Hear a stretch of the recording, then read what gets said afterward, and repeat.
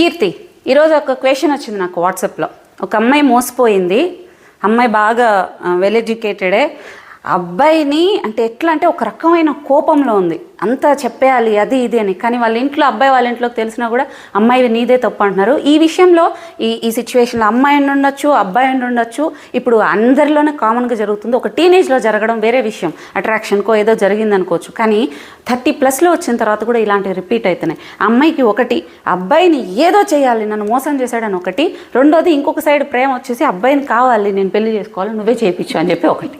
నేను సూసైడ్ కూడా చేసుకోవాలనుకుంటున్నాను, నేను డిప్రెషన్ థాట్స్లో ఉన్నాను, ఇలాంటివి వచ్చింది నాకు. ఒక టైంలో అందరినీ చీట్ చూసినప్పుడు నాకు ఒకే ఒక వీడియో నా లైఫ్ టర్న్ చేసింది. శ్రీకృష్ణ అడ్వైజ్లో ఒకటి వస్తుంది ద్రౌపదికి చెప్పేటప్పుడు ఆయన. నేను ఇది లాంగ్ వీడియోస్లో కూడా చేశాను. ఏంటంటే, అన్నీ మంచిగా ఉన్న నీకే ఇంత ద్రోహం, ఇంత మోసం చేశారే కురుసభలో, నిన్నింత మోసంగా మాట్లాడారు కదా, నీ చీర బట్టి లాగారు, అన్నీ చేశారు. ఏమీ లేని ఒక అమాయకపు స్త్రీ ఈ ప్రపంచంలో ఎలా ఉండబోతుంది?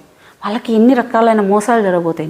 నీ పరిస్థితే ఇలా ఉంటే, క్వీన్వి, రాణివి, మిగిలిన వాళ్ళ కండిషన్ ఏంది? ఎవరైతే వాళ్ళ ప్రాబ్లం గురించి మాత్రం ఆలోచిస్తారో అది వాళ్ళకి అక్కడక్కడక్కడే బటర్ఫ్లై ఎఫెక్ట్ అంతే ఇదే తిరుగుతూ ఉంటుంది. అదొక దుష్కర్మ. అంటే వాళ్ళ తప్పుని లేకపోతే వాళ్ళకి జరిగిన అన్యాయం మాత్రమే ఆలోచించుకుంటూ ఉంటే అది కూడా ఒక రకమైన పాపమే అంట. కానీ మనకు జరిగిన అన్యాయాన్ని మిగిలిన వాళ్ళకి జరగకుండా, వాళ్ళ ప్రాబ్లమ్స్ కూడా ఫేస్ చేయకుండా వాళ్ళకి సపోర్ట్ చేస్తూ నిలబడినప్పుడు అది సత్కర్మ, మంచి పని అవుతుందంట. మనకి జరిగిన అన్యాయాన్ని మిగిలిన వాళ్ళలో కూడా చూసుకుంటూ మనకి జరిగిన ప్రాబ్లంకి మాత్రమే సొల్యూషన్ కాకుండా లోక కళ్యాణం కోసం చూసినప్పుడు, వాళ్ళని క్షమించి వదిలేసినప్పుడు అదే ఫస్ట్ స్టెప్ అవుతుందంట వాళ్ళ పతనానికి. అట్ ది సేమ్ టైం నువ్వు ఇంతమందికి మంచి చేసేటప్పుడు నీకు కూడా ఒక మనశ్శాంతి ఉంటుంది. ఖచ్చితంగా నువ్వు అంతమందికి చేసిన పుణ్యం అక్కడ తగులుతుంది.